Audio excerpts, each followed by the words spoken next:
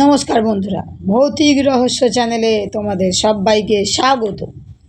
আজকে আমি তোমাদের জন্য যে গল্পটি নিয়ে এসেছি, গল্পটি হচ্ছে প্রেতাত্মার কবলে, লেখক বৈদ্যনাথ বন্দ্যোপাধ্যায়।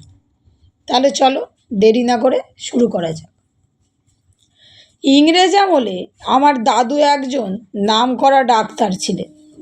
রোগীদের চাপে সময় মতো স্নান খাওয়া হয়ে উঠত না। দাদু কিন্তু এই সেবার মধ্যেই আনন্দ পেতেন। রোগী দেখতে যাওয়া আসার জন্যে মাসিক ভাড়ায় দাদুর একটা ঘোড়ার গাড়ি ছিল।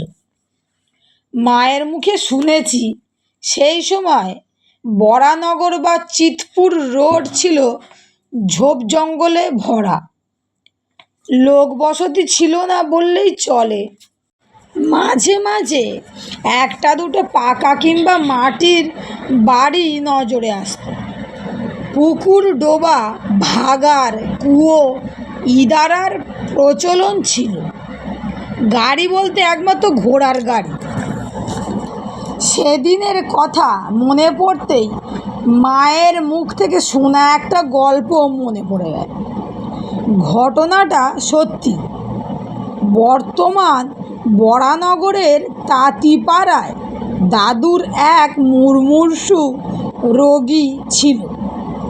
তাকে দেখতে তিনি প্রায়ই চলে যেতেন তাঁতিপাড়ায়।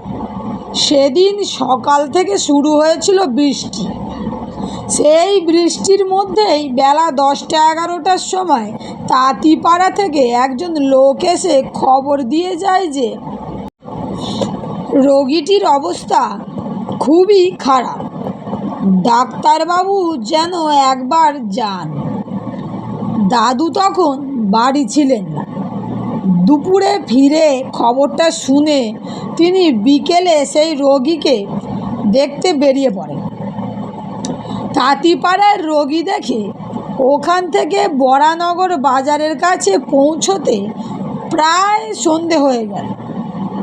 ঘোড়ার গাড়িটা ঠিক চলছিল, কিন্তু বাজারটা ছাড়িয়ে ঘোড়াটা হঠাৎ সামনের দুপা তুলে একটা চিৎকার করে দাঁড়িয়ে পড়ল। সেদিন আবার গাড়ির সহিস ছিল না। কোচওয়ান 2-4বার চাবুক মেরে তারপর গাড়ির ওপর থেকে নেমে ঘোড়াটাকে সামলাবার চেষ্টা করল। তাতে ঘোড়াটা আরও ক্ষেপে গেল। জল খাইয়ে আদর করেও তাকে এক পা এগিয়ে নিয়ে যেতে পারল না কোচওয়ান। দাদু গাড়ি থেকে নেমে কোচওয়ানকে একটা ধমক দিয়ে বললেন, ঘোড়াটাকে নিশ্চয়ই আজ ভালোভাবে খেতে দিসনি। কোচওয়ান 2 কানে হাত দিয়ে উত্তর দিল, আগে খোদা কসম হুজুর, আমি ওকে কোনো দিন কম খাবার দিই না। আজ কেন যে এমন করছে বুঝতে পারছি না। দাদু রাস্তার ওপরে 2-4বার পায়চারি করে কোচওয়ানকে বললেন, এখানে দাঁড়িয়ে থাকলে তো চলবে না, একটু এগিয়ে গিয়ে দেখো অন্য কোনো গাড়ির কোচওয়ান বা সহিসকে পাওয়া যায় কি না। দাদুর নির্দেশ মতো কোচওয়ান চলে গেল। সন্ধ্যের অন্ধকার নেমে আসছে। জায়গাটা খুবই নির্জন। দাদু গাড়ির কাছে দাঁড়িয়ে অপেক্ষা করতে লাগলেন। ঘোড়াটা হঠাৎ আবার চঞ্চল হয়ে পা তুলে চিৎকার করে উঠল। আর প্রায় সঙ্গে সঙ্গে দাদু শুনতে পেলেন কে যেন ডাক্তারবাবু ডাক্তারবাবু বলে ডাকছে। দাদু পকেট থেকে ছোট একটা টর্চ বের করে জ্বাললেন। আবছা অন্ধকারে তার মনে হলো জীর্ণ পোশাক পরা একটি লোক তাকে ডাকছে। দাদু তার একটু কাছে এগিয়ে গিয়ে বললেন, কি ব্যাপার, আপনি আমায় ডাকছেন? লোকটা একটু পিছিয়ে গিয়ে বিনয়ের সঙ্গে বলল, হ্যাঁ ডাক্তারবাবু, আপনাকে একজন রোগী দেখতে হবে, এই কাছেই। দাদু গাড়ি থেকে ডাক্তারি ব্যাগটা হাতে নিয়ে টর্চ জ্বেলে লোকটাকে বললেন, চলুন। কিছুটা গিয়ে গলির মধ্যে ঢুকে একটা ভাঙা বাড়ির সামনে এসে দাঁড়ালেন। বাড়ির ভেতরে ঢুকতেই দালান পড়ল। দালানের ওপাশে একটা ঘর দেখিয়ে দিয়ে লোকটা বলল, রোগী এই ঘরেই আছি, আপনি ভেতরে যান, আমি এক্ষুনি আসছি। দাদু লোকটিকে বললেন, তাড়াতাড়ি আসবেন, আর রাস্তায় গিয়ে দেখবেন আমার গাড়ির কোচোয়ান ফিরে এসেছে কিনা। যদি ওকে দেখতে পান তাহলে বলবেন আমি এখানে আছি, সে যেন অপেক্ষা করে। লোকটা কোনো উত্তর না দিয়ে মাথাটা নেড়ে নিমেষে অন্ধকারের মধ্যে অদৃশ্য হয়ে গেল। কোথাও কোনো সাড়া শব্দ নেই। সেই নির্জন জায়গায় দাঁড়িয়ে চারিদিকে টর্চের আলো ফেলে ভালো করে দেখে নিয়ে লোকটির নির্দেশ মতো এগিয়ে গেলেন সেই ঘরটার দিকে। ভেজানো দরজাটা খুলতেই বিশ্রী একটা গন্ধ নাকে এসে লাগল। দাদু একটু বিরক্ত হয়ে বললেন, কই, রুগী কোথায়? ডাক্তারবাবু, এই যে এদিকে আমি। টর্চের আলোয় সামনে একটা খাট দেখতে পেলেন দাদু। ভাঙা খাটের ওপরে নোংরা সাদা চাদর মুড়ি দিয়ে কে শুয়ে। বিছানা বালিশ বলতে চারদিকে শুধু তুলো ছড়িয়ে আছে, আর কয়েকটা নোংটি ইঁদুর বিছানা জুড়ে ছোটাছুটি করছে। দাদু বুঝলেন লোকটাকে দেখার কেউ নেই। ঘরটা যে কতদিন পরিষ্কার হয়নি কে জানে। সামনের চেয়ারটাতে বসুন ডাক্তারবাবু। লোকটির কথায় চেয়ার মেনে বসতে বলতে দাদু বললেন, হ্যাঁ বসছি, কিন্তু ঘরের যা অবস্থা তাতে তো মশাই সুস্থ লোকও অসুস্থ হয়ে পড়বে। আপনাকে দেখার কি কেউ নেই? আছে ডাক্তারবাবু, আছে, কিন্তু কেউই এখানে থাকে না। সেই কথাই তো আপনাকে বলবো। আপনার নাম আমি অনেক শুনেছি।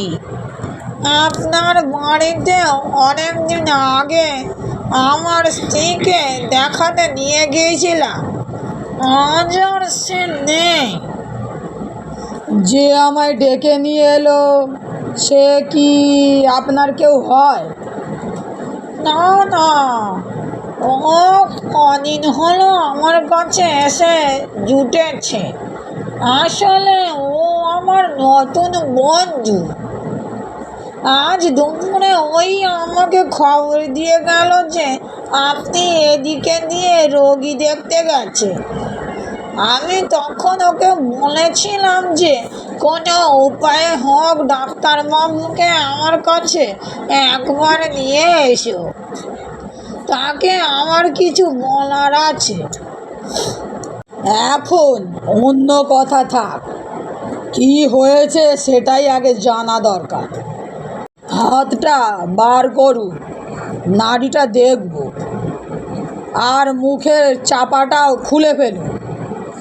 তার আগে আমার কথাগুলো ধৈর্য ধরে শুনতেই হবে আপনাকে।